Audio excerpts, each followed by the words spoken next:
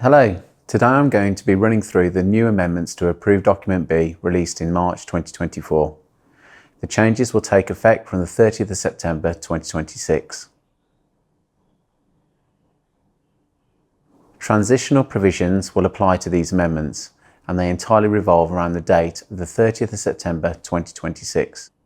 In order for works to remain under the current requirements, by this date an initial notice, building notice or a full plans building control approval application must have been made to the relevant authority, and works must have either been sufficiently progressed before this date or have sufficiently progressed within 18 months of this date. For new buildings, sufficiently progressed is defined as when the pouring of concrete for the permanent placement of trench, pad or raft foundations has started, or the permanent placement of piling has started.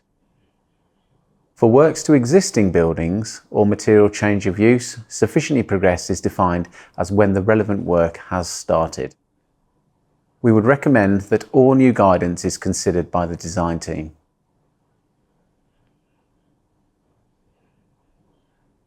The amendment document focuses on two significant changes: a new recommendation for more than one common stair to be provided in blocks of flats with a story of 18 metres or more in height, and building design provisions to support the use of evacuation lifts in blocks of flats.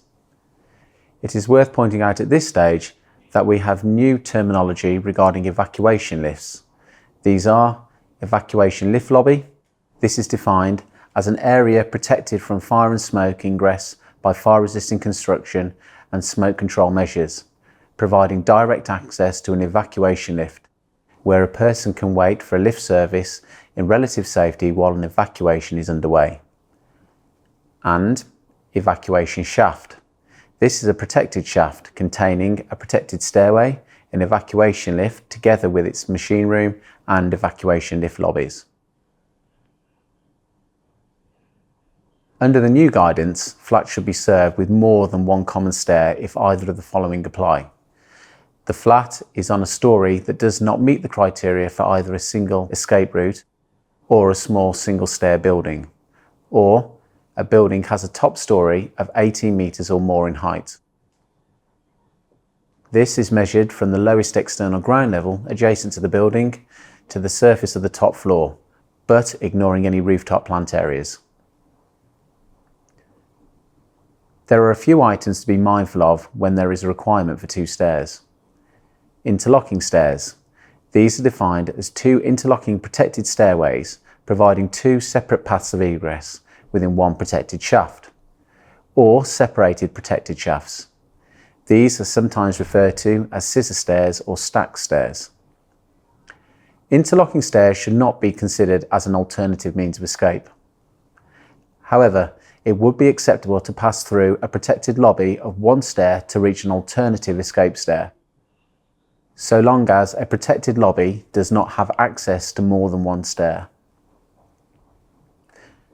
Where two staircases are provided, a fire-resisting door set should be specified to separate the two stairs such that smoke does not affect access to more than one stair. This is similar to current requirements. Smoke ventilation requirements for corridors still apply, however the requirement has been adjusted. Our interpretation is that there should now be some means of ventilating both the common corridors and evacuation lobbies to control the passage of smoke, so protecting the common stairs. This means of ventilation offers additional protection to that provided by the fire doors to the stairs, as well as some protection to the corridors and lobbies. These new amendments do not introduce a new requirement for the provision of evacuation shafts and lifts. However, they provide guidance for situations where developers may be considering such an arrangement. For example, as a means of dealing with the evacuation of persons requiring assistance to support personal emergency evacuation plans, or where there may be a requirement under planning legislation, for example, the London Plan. Where evacuation lifts are provided, evacuation shafts should be afforded the same level of minimum protection as the stairway. Any smoke control system designed to protect the stairway should extend the same level of protection to the evacuation lift and evacuation lift lobby. What this means is that it is now advised that the corridor or lobby directly in front of each storey exit should have a smoke vent. This would be in addition to the smoke vent within the evacuation lobby, offering protection to the stair. Note that the definition of storey exit has changed to a final exit or a doorway that gives direct access into a protected stairway, evacuation lift lobby with an evacuation shaft, firefighting lobby or external escape route. It should also be noted that refuse chutes and rooms for storing refuse are not to be located in protected lobbies, evacuation shafts or protected stairways. Finally, adjustments to terminology for incorporating evacuation shafts has also been made to the fire door set table. Please like and subscribe if you found this helpful, and if you have any further queries then please do not hesitate to contact us via the number on screen now. Thank you for listening.